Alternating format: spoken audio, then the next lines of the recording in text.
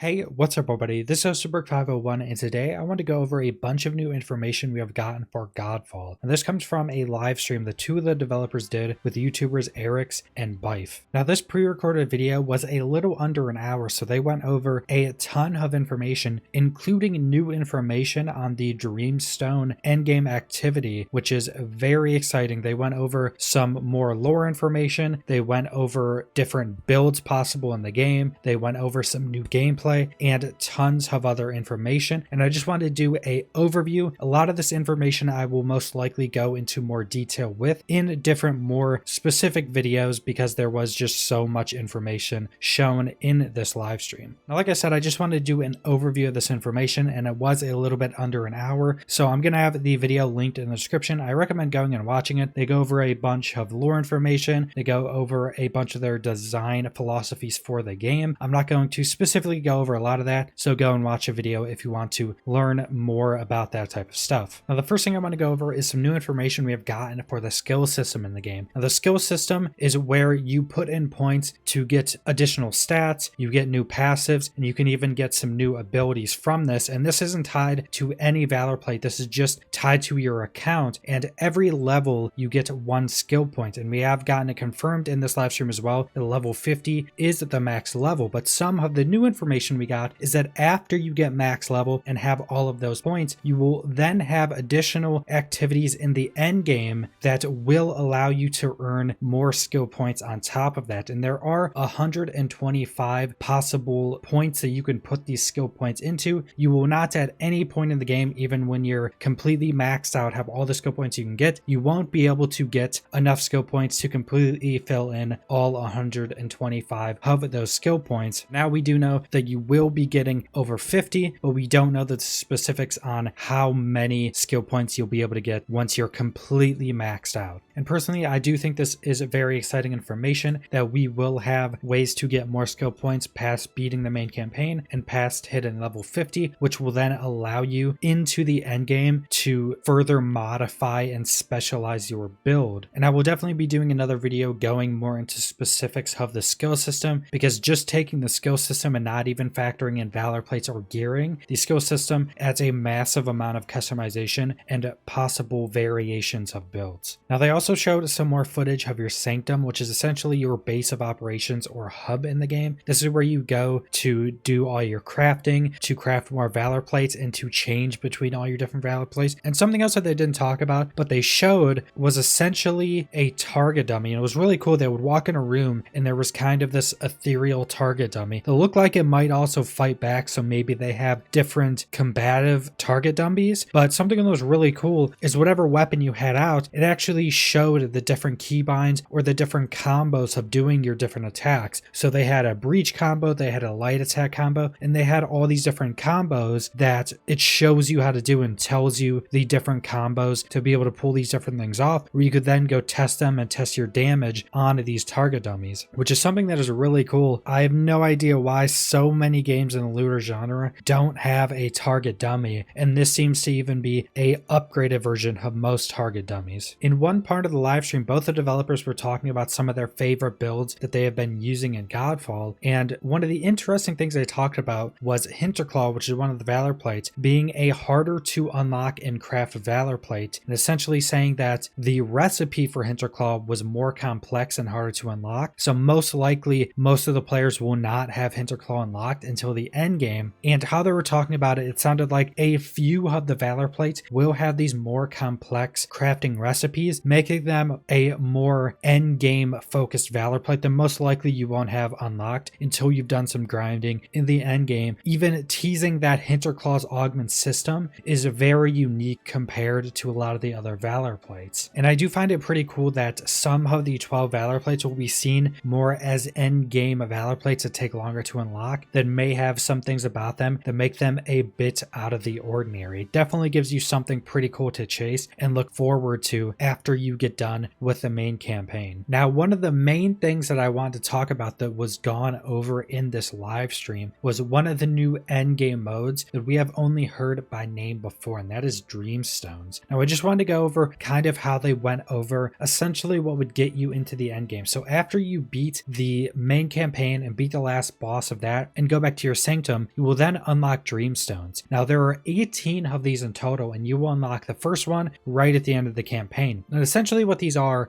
alternative realities where you go and face different bosses, different end bosses, different mid-tier bosses, and different enemies that have different augments. You're essentially in this dream state where there are different versions of the bosses, maybe much stronger versions of the bosses that are supposed to be versions of the bosses that would not have been defeated by you, or that are much stronger, or that have different attacks and stuff like that. And these Dreamstones are going to be one of the end game activities, and they're essentially built as a roguelike minigame. They did say that the first one is Solaris, so you will know what boss you're actually fighting when you choose this Dreamstone, but essentially you start this roguelike minigame, and when you start off you have one of two paths to choose from, and you'll take one of these paths and you will fight different enemies to do different activities in that path until you get up to essentially an end boss in that round of the Dreamstone. So it seems like they're not the big campaign bosses, but these are more mid-tier bosses, mid-tier elite enemies, and if you beat that round you then get a buff that lasts the entirety of that Dreamstone, and you get extra loot. And if you don't beat that round, the Dreamstone isn't over, you just don't get those buffs, and you have 3 total rounds of these to do. And once you get through all of those rounds, you then face a augmented version, a much stronger version of one of the big bosses of the main campaign. As you're going through the rounds, you'll actually learn what the different augments of that specific boss will have in that Dreamstone that you're currently doing. Say if you lose all 3 rounds of a Dreamstone, then get to the boss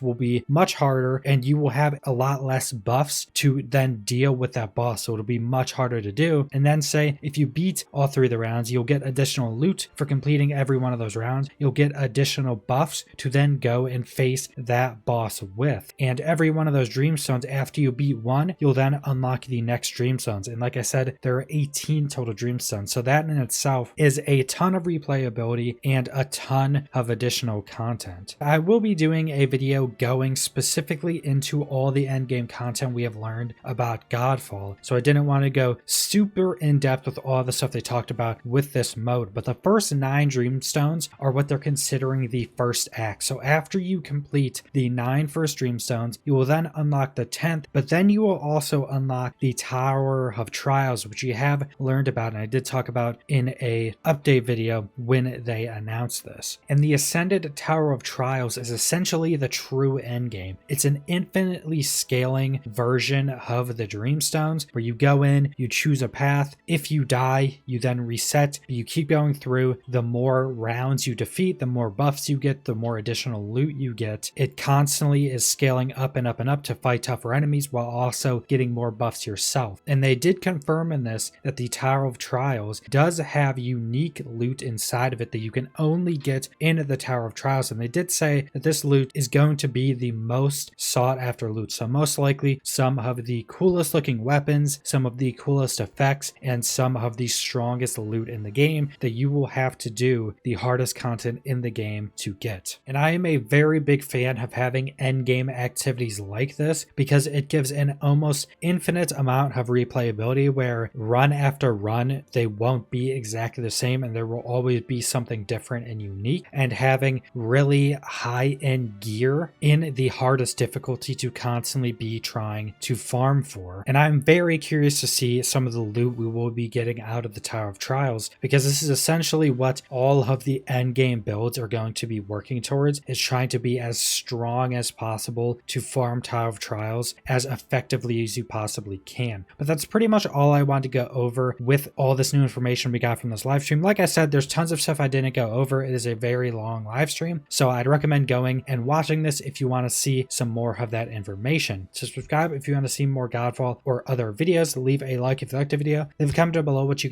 thought about all this new information we have gotten, and thanks for watching.